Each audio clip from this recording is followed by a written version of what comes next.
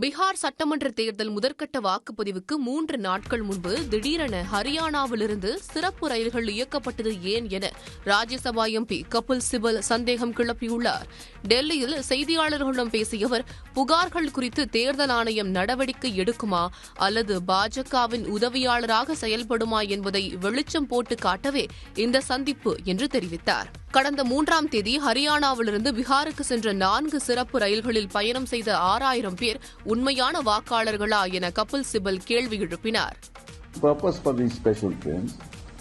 So first of all, our question is to the Railway Minister Vaishnav ji.